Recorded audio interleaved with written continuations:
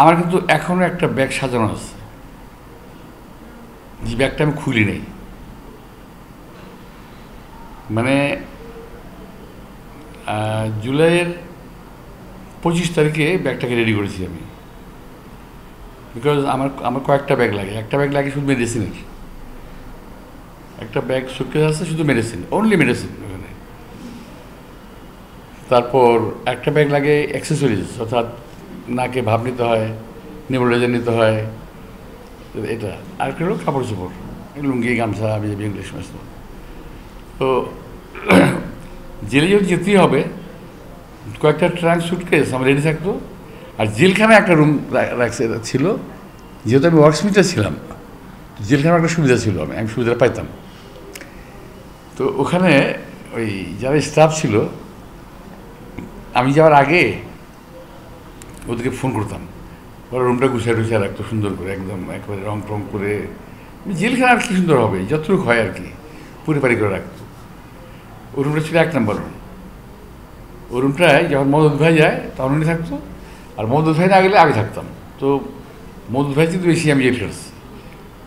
তো আবার আমি যখন চলে আসি ওখান থেকে, তখন আমার ওই যে পিডব্লিউডি স্টাফগুলা ওই রুমের কমোড, বেসিন, কল সব খুলে রেখে দিত, অর্থাৎ রুম ইজ নট ইউজেবল।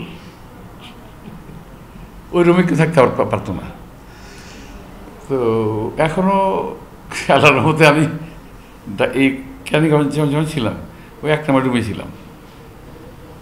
তো এটা হলো, আমি জেলখানায় শারীরিকভাবে যদি আমি না হতো, ধরো অসুস্থ না থাকতাম, জেলখানাটাকে আমি করতাম না, কষ্ট পেতাম না, এনজয় করতাম।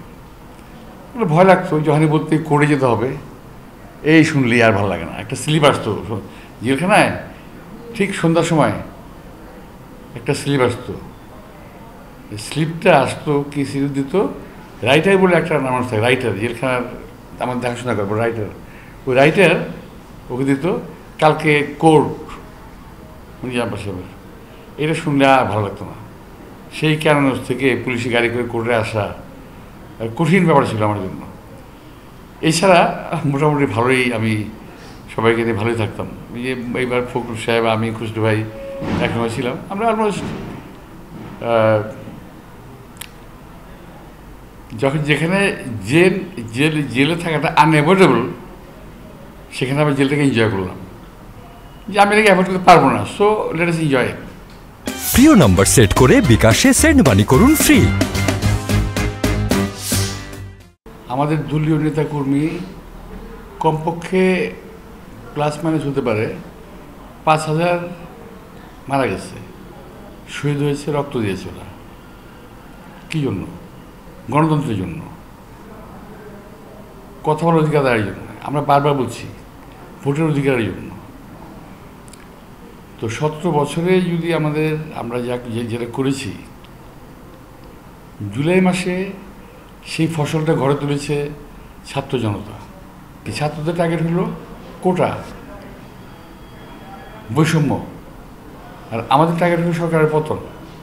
পরবর্তী পর্যায়ে ছাত্ররা যখন তাদের অনেক ক্যাজুয়ালিটি হলো, অনেক মারা গেল, তখন কিন্তু ছাত্ররা এই 1 দফা চলে গেল তারা। তাহলে আমাদের 1 দফা আর ওদের 1 দফা কমন হয়ে গেল। একটা কমন ইন্টারেস্টে ছাত্র জনতা আন্দোলনের মাধ্যমে এই সরকারের পতন হইল। আমি অফকোর্স দাবি করবো, সে যেটা মালি তো সারা জীবন ফুলের বাগানের চর্চা করে। ফুল কিন্তু ফুটে একটা সিজনে, যে ফুলই হোক একটা সিজনে ফুটে।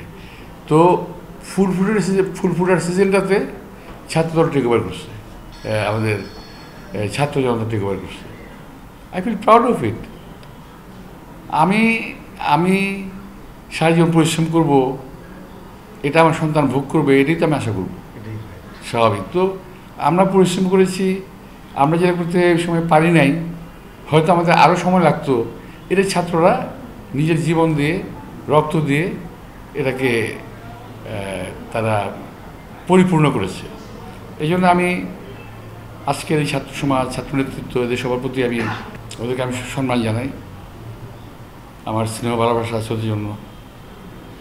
আমি এদের সঙ্গে আমরা এই কন্ট্রিবিউশনকে আমাদের অস্বীকার কোনো রাস্তা নেই, অস্বীকার এটা কি করেও না, আমরা করতে চাইও না।